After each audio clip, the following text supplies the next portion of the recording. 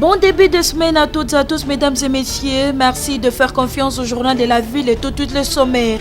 Vive tension à Goma. La société civile du Nord Kivu a décrété 2 journées sans activité pour réclamer le départ de la MONUSCO, la récupération de la cité de Bunagana dès mai 2023 et la fin de l'état de siège. Ville morte interdite par le maire de la ville. Conflit Tekeyaka, la société civile du Grand Bandundu à la recherche de la paix.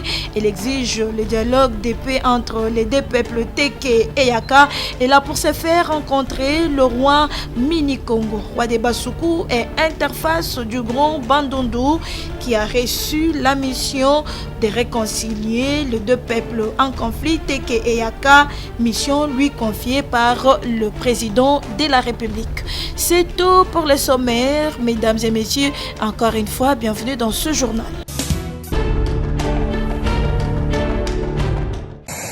La ministre d'État, ministre de la Justice et garde de Sceaux, Rose Mutombo Kiese, a accompagné le Premier ministre en Ituri et au Nord Kivu pour faire une évaluation de l'état de siège 16 mois après. Au terme de cette mission à Goma, Rose Mutombo a fait le point du fonctionnement de la justice pendant cette période de l'état de siège.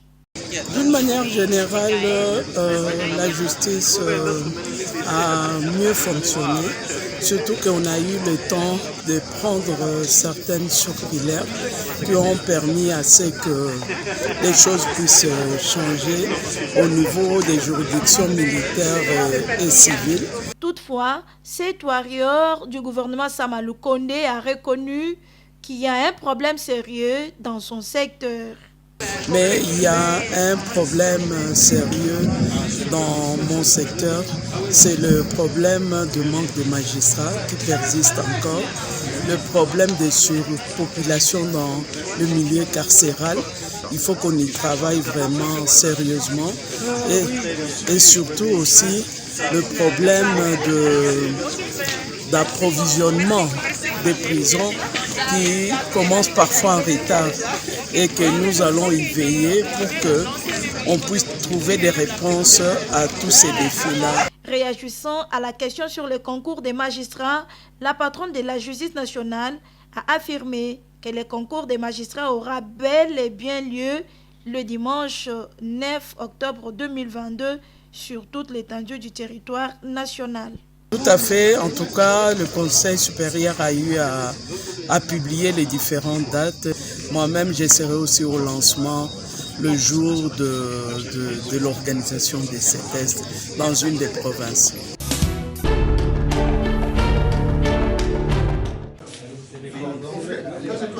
La société civile du Grand Bandundu, regroupée au sein du Forum des associations des ressortissants du Grand Bandundu, conduite par le président de la société civile de Maindombe et Plateau Sosimap, Banda Nicolas, le président de l'association des ressortissants du Congo, Assorekwa, Albert Nzama, et le coordonnateur de la société civile du Grand Bandundu et du Kwilu, Jean-Marie Tantoumé, à la recherche de la paix entre Teke et Yaka à Kwamount.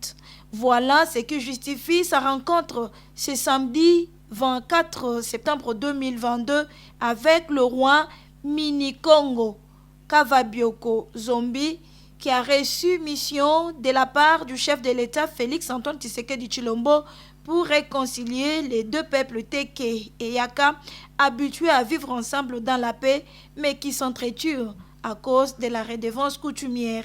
Sur place, chez Sa Majesté le roi Mini-Congo, la société civile du Grand Bandundu s'est vue briefée de la tournée du roi dans le Kwamount. Très attentive et confiante à la mission du chef de l'État confiée au roi Mini-Congo, roi de Basuku et l'interface du Grand Bandundu, la société civile du Grand Bandundu lui réitère son accompagnement et privilégie l'organisation d'un dialogue de paix afin que le Grand Bandundu, bastion de la paix, vive en paix. La société civile du Grand Bandundu, organisée dans l'ASBEL, Forum d'associations des ressortissants du Grand Bandundu, FARBDD, qui regroupe le Kwango, Kwilu et Maindombe est venu auprès du roi Mini-Congo pour s'enquérir de la situation réelle que lui a découverte sur le terrain à Kwamouth et de son entretien avec le chef de l'État et des pistes de solutions qui doivent être dégagées afin que nos frères Yaka et Teke cessent de s'entretuer et qu'enfin nous puissions aboutir à un dialogue de réconciliation, un dialogue constructif. Nous témoignons notre soutien en l'action du chef roi Mini-Congo. Il doit compter sur les forces vives de Grand Bandundu, aussi bien ceux qui sont à Kinshasa qu'à l'intérieur. Voir les deux peuples Teke et Yaka vivre dans la paix et dans l'harmonie, c'est le souhait majeur de tous.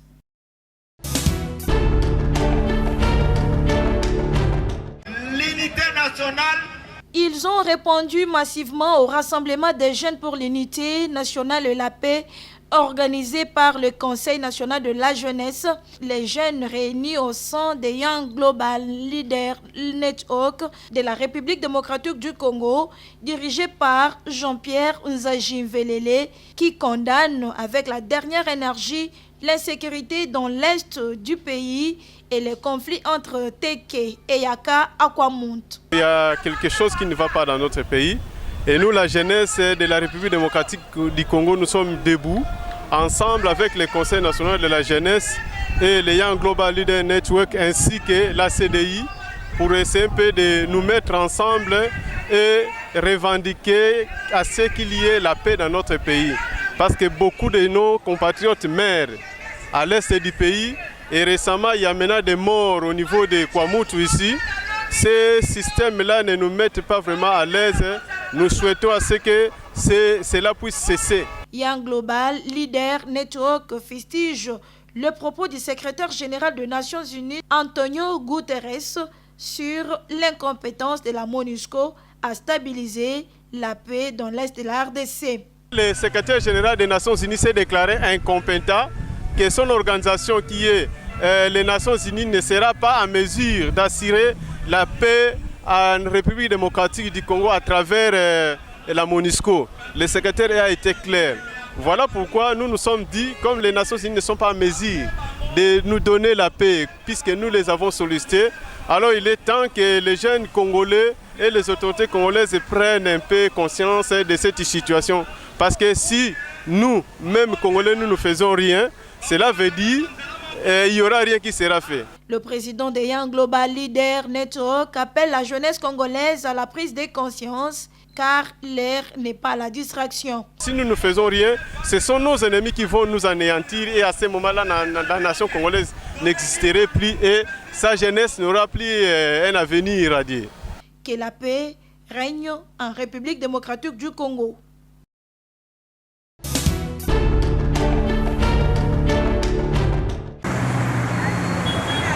La Société nationale d'électricité SNEL SA reste déterminée à respecter les délais de la fin des travaux de l'électrification de la ville de Mbuji-Mayi et ses environs dans la province de Kasaï oriental. C'est à ce sujet que le directeur général de la SNEL a dépêché son conseiller en communication Bob Mbombolona ce lundi 26 septembre 2022 dans les entrepôts de ses partenaires, la SOGEAC, pour inspecter l'évacuation du troisième convoi du matériel à destination de Mbuji-Mayi. Nous avons, le jour de la signature de ces protocoles d'accord, nous avons expliqué à la population de Mbuji-Mayi, de toute la République démocratique du Congo, que quand nous commençons un projet à la SNEL, nous allons avec ça jusqu'au bout. SNEL, nous avons dit que c'est un instrument par excellence pour matérialiser la vision du chef de l'État. Il a promis du courant Mbuji-Mayi et là on est en train de se déployer pour que dans 8 mois, le courant soit ramené et distribué à Mbuji-Mayi. Vous avez vu le premier lot de poteaux, vous avez vu l'acquisition des terrains sur place à Mbuji-Mayi. Et là, c'est pour vous montrer que nous suivons la réalisation du projet. Aujourd'hui, il y a un autre camion qui ramène le poteau. Et il y a encore d'autres poteaux, comme vous voyez, d'autres matériels sont en fabrication au sein de l'usine. Nous voulons rassurer la population que le chef de l'État ne fait pas de promesses en l'air. Il a promis Et nous sommes là pour matérialiser et que les Congolais nous fassent confiance, ils vont avoir du courant. La SNEL, sous le leadership de son directeur général, promet d'électrifier toutes les provinces de la RDC.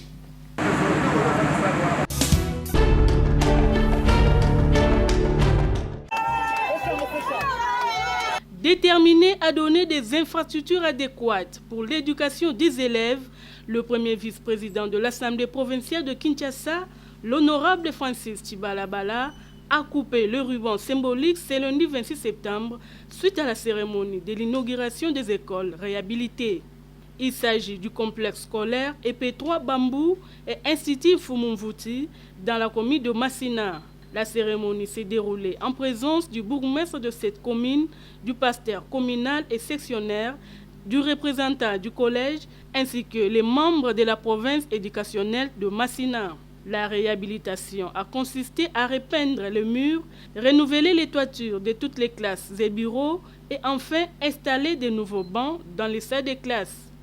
Pour l'honorable Francis Tibalabala, remettre les écoles dans les conditions acceptables est son cheval de bataille.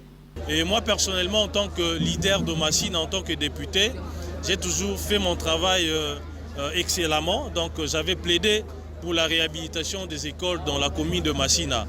Malheureusement, l'exécutif n'a pas suivi. Il a avancé des raisons, des contraintes budgétaires, etc. Et je ne pouvais pas rester de marbre en voyant les conditions inhumaines dans lesquelles étudier nos enfants. Et j'ai pu quand même mettre quelque chose en termes de finances pour la réhabilitation, la rénovation de ces écoles. Une satisfaction pour les personnels de ces écoles et parents qui n'ont pas manqué de mots. Depuis qu'il est élu député provincial et il assume les lourdes charges du Parlement comme vice-président, l'honorable maître Francis Tibalabala s'est relevé un grand bâtisseur du devenu des Quinois et un véritable conducteur du social. Il ne cesse d'œuvrer avec courage, modération et prévoyance pour gagner définitivement le pari de la gratuité prôné par le chef de l'État, son Excellence Félix Antoine Tshilombo Tshisekedi. Par ailleurs, le premier vice-président de l'APK interpelle le gouvernement central et provincial de mettre un accent sur les conditions d'accueil des élèves. Tout est bien qui finit bien, c'est par la visite des salles de classe que l'honorable Francis Tibalabala a sanctionné cette cérémonie. Oui.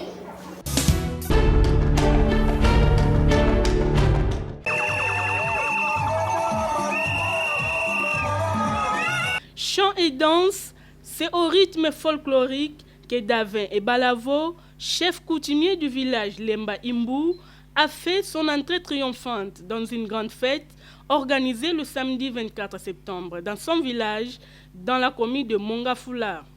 La raison de cette grande joie est due à la victoire obtenue sur les sites coopératifs maraîchères Lemba Imbu qui étaient en conflit depuis plusieurs années. Acquis légalement, suite à la décision du ministère de la Justice, une raison pour les habitants de ces villages de festoyer ensemble avec les chefs coutumiers, notables, autorités politico-administratives et tant d'autres. Le journal pour célébrer, disons, victoire Oyo a mené longuement pendant 3 mois.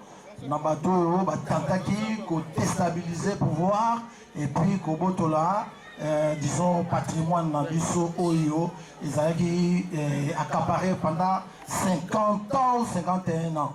Raison pour laquelle chef Amona dit que non, il fallait journal à célébrer moi réjouissance wana, il y a victoire wana, na bateau nyonso de loin de près, on va soutenir qui. Pour les chefs coutumiers Davin et Balavo, tout le mérite revient au président de la République qui a instauré l'état des droits. Tokosenga na mokonzi o tozana yesika biso population to sungaye to salisaye na kotamana na liro to ke na mokonzi mboka yango to lobaki ke tozoli ko soutenir ye biso nde to bebisa projet wana te to soutenir ye pa ye baki ko placer biso na ba place na biso ba conflit ko kita ko ba kolobaki bana mokonzi ayaka en tout cas justice comment bien Inondé de monde, l'ambiance était totale au rendez-vous avec la population qui ne s'est pas empêchée de célébrer cette victoire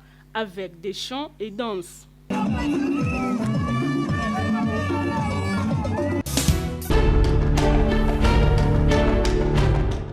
La journée internationale des langues des signes a été célébrée avec succès le vendredi 23 septembre à Kinshasa, précisément au village Bondeko, dans la commune de Kinshasa. Cette activité a connu la présence de plusieurs personnes, notamment les enseignants, les élèves, médecins, les personnels du village Bondeko et tant d'autres.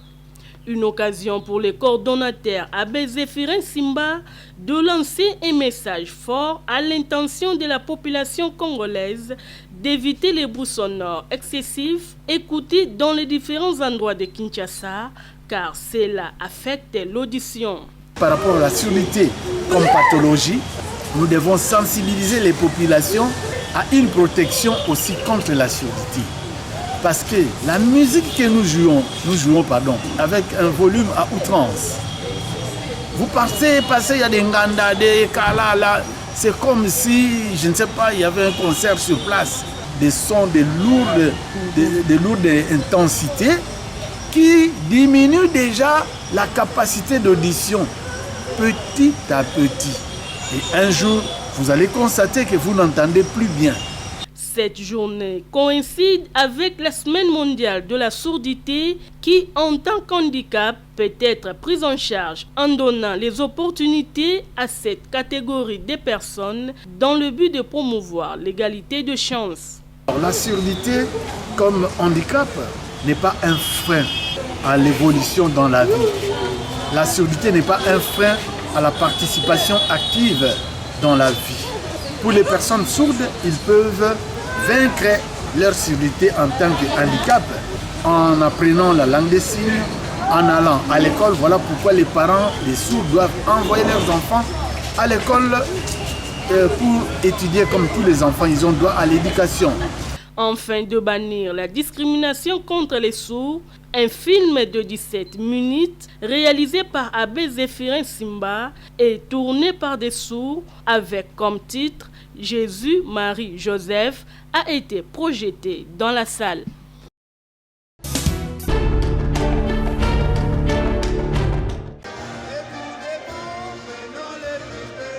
Après leur victoire à Kampala en Ouganda au championnat d'Afrique de para-badminton où le drapeau congolais a flotté sur la tribune d'honneur, la délégation congolaise a regagné la capitale le dimanche 25 septembre 2022. Les heureux gagnants ont été accueillis chaleureusement au stade des Martyrs de la Pentecôte par la présidente du Comité national paralympique congolais, du secrétaire général de la FEBADCO, des membres du comité et athlètes venus féliciter leurs collègues. 3 médailles d'or et 2 médailles d'argent raflées à Kampala par Prince Mavumu, Wivin Moyo, Frida Ditou et Bob Kanga. C'est une victoire qui réjouit tout le monde. Aujourd'hui, c'est vraiment une joie pour nous de recevoir nos athlètes qui sont venus de l'Ouganda où il y a eu le championnat d'Afrique des Nations, le para-badminton. Donc le badminton pratiqué par les personnes en situation de handicap. Et là, nos athlètes nous ont ramené des médailles. Pour la première fois, en tout cas en paralympique, il y a eu l'hymne national du Congo qui a retenti en Ouganda. Parce qu'on a, je crois, 3 médailles d'or et 2 médailles d'argent. Nous sommes très contents puisque c'est la première fois que le para-badminton nous apporte des médailles. Nous avons lutté plusieurs fois, ça ne tenait pas. Et cette année, c'est vraiment une satisfaction totale à notre niveau, au niveau de la Confédération africaine même qui a organisé le championnat d'Afrique des Nations 2020. Champion en simple messieurs et double messieurs, Prince Mavumu interpelle les dirigeants sportifs d'investir davantage dans les para-badminton. On n'a pas vraiment été soutenu par le gouvernement. Donc on a tenté par tous les coups. Donc ce sont du fond de l'argent de quelqu'un qui vient de sortir de sa poche pour payer les billets. Et je voulais aussi demander à son excellence, monsieur le ministre, de regarder aussi le côté des para-badminton et des joueurs para-athlètes. Pour rappel, le para-badminton est un sport adapté de badminton qui est pratiqué par des personnes en situation de handicap physique.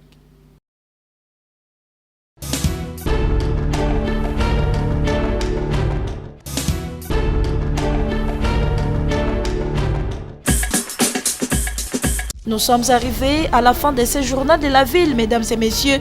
Merci de l'avoir suivi. Le prochain rendez-vous est fixé pour ce mardi avec le même plaisir.